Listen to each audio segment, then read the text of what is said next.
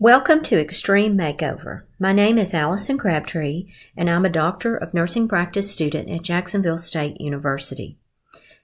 As advanced practice nurses, doctorally prepared nurses, DNPs, are leaders in healthcare organizations and in nursing education. As leaders, it is crucial for DNPs to develop skills that move organizations forward to desired goals. In healthcare and in education, the chief goal is service. This service is found in different settings, but an individual is always at the center. An outline of this presentation can be found on the table of contents slide featured here. On the next slide, I'll share details of the program objectives and expected outcomes. During this presentation, we will explore a case study featuring an example of miscommunication in the workplace. I'll share with you the subsequent water cooler conversations and then rewrite the story as we reflect on how the initial message might look when applying a relational perspective. In this presentation, we will examine organization as a conversation. No matter the organizational size or climate, communication is an essential element. This communication is varied in both content and delivery, but the commonality lies in interpersonal relationships. During this session, we will analyze the benefits of aligning communication with organizational goals. We will also apply a relational perspective to communication within the organization. In the featured exemplar, you'll see a demonstration of the importance of aligning action with organizational goals. You'll also see organizational dysfunction as a direct result of goal misalignment. In this exemplar, the organization's mission is to provide state-of-the-art healthcare with integrity to the people it serves. The vision of the organization is to employ a skilled and compassionate staff of professionals. The values of compassion, accountability, respect, excellence, and service undergird the organizational vision and mission. At the conclusion of this presentation, you'll examine how this scenario could unfold if the mission, vision, and values of the organization guide the day-to-day operations and management of complex systems. There are many factors that impact communication: tone of voice, inflection, nonverbal actions, facial expressions, emotions, and word choice are all factors that impact how a hearer interprets a message. In the case scenario, we'll examine how misinterpretations occur based on communication elements that impact the message. During a recent staff meeting of a small clinic, the manager informed those present that, quote, "There are too many mistakes being made in clinic. Y'all are getting in too much of a hurry and not paying attention to what you're doing. You're tripping over each other trying to get the patients through, but you're clearly not paying attention. You're not documenting like you should, and things are being left off the patient record. This has got to stop. We can't keep doing this. Does everybody hear me?" End of quote. After the meeting adjourned, the manager left. Several sidebar, or what I'll call water cooler conversations, ensued. Several staff members discounted the manager's remarks, stating they felt secure in their individual performance and felt the comments couldn't have been directed or applied to them. Others, however, felt demeaned and insulted. One staff member took great offense at the comments and remarked that she felt like, quote, "I'm being treated like a child," end of quote, and further stated, quote, "I'm working as hard as I possibly can," end of quote. She also made comments such as, quote, "I just don't feel like I'm appreciated here," end of quote. Another staff member responded that she felt very threatened by the message and stated that she was very concerned that her job was in jeopardy. The same message was delivered to each staff member. However, you can see the message was perceived to be very different based on the interpretation of the receiver. These water cooler conversations can be very telling about organizational climate when viewing organization as a conversation. From the comments previously featured, it is apparent that some staff discounted the message. Here you see some patterns of meaning emerge. It may be true that select employees work efficiently with few errors. However, this attitude fails to demonstrate a concern for the organization's mission to provide excellent customer service with integrity. All staff, regardless of personal performance, should have buy-in toward the organizational mission. Additionally, these comments could indicate a misalignment with the organization's values: compassion, accountability, respect, excellence, and service. How does the staff demonstrate patterns of meaning in this example? And how are patterns of relating exemplified?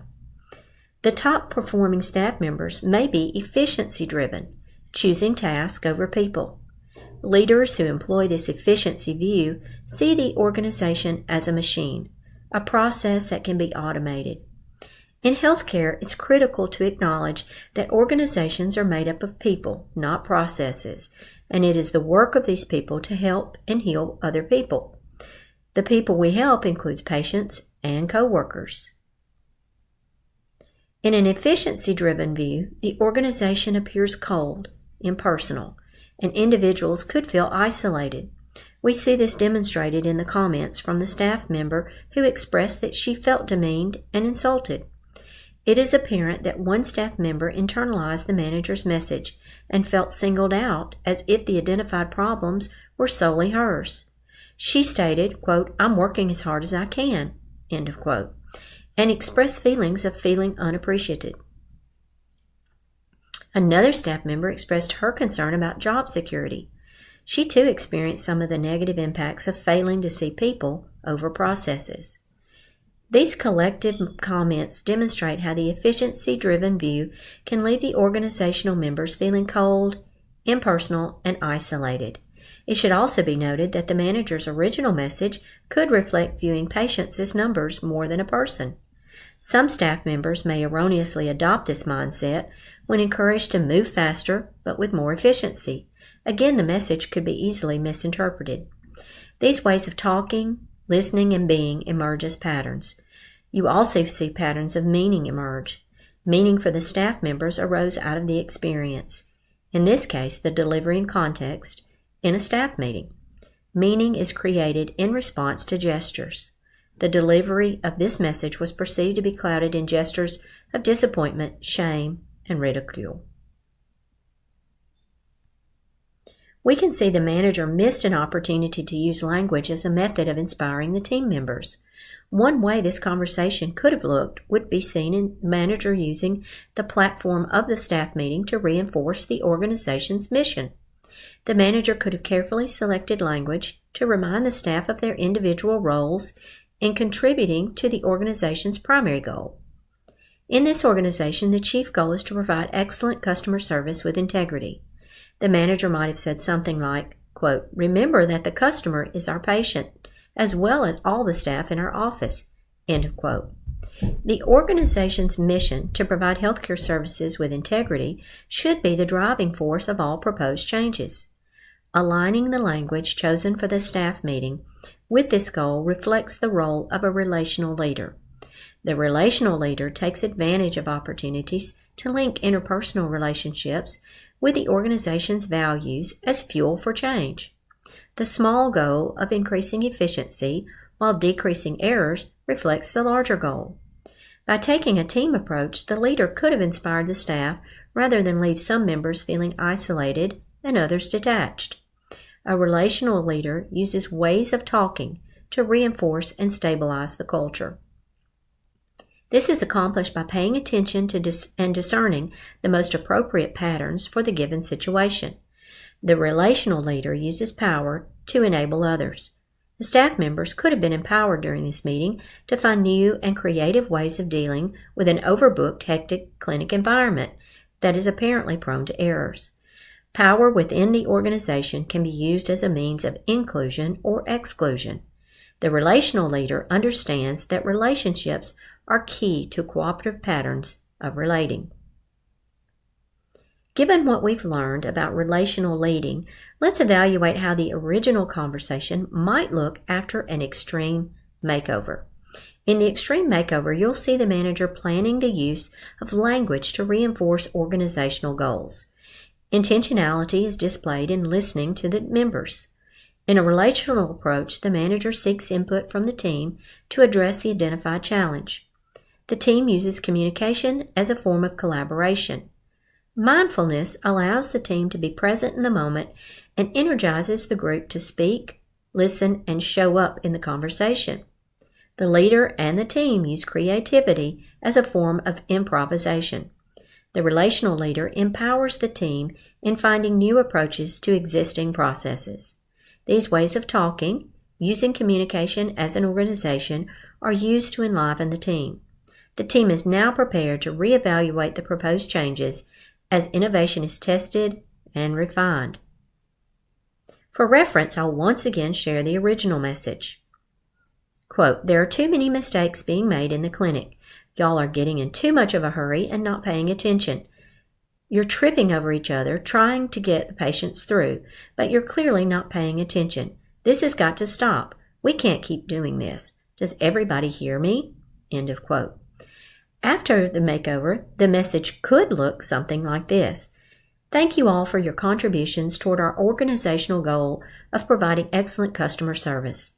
As you know, we are rapidly increasing in patient volume, and I'm thankful for our growing business. This growth has created some challenges for us all. With more patients coming through our clinic, we are all working harder and faster to try to accommodate everyone's needs. After reviewing some of the charts, I have identified an area that we can improve in.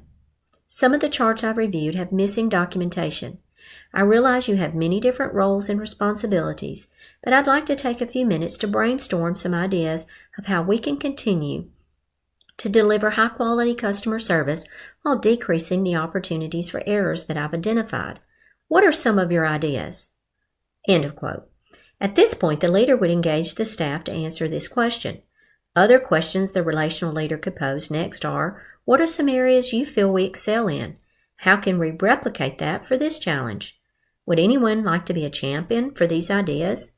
Let's meet back in 2 weeks and evaluate if these proposed changes are improving our goal.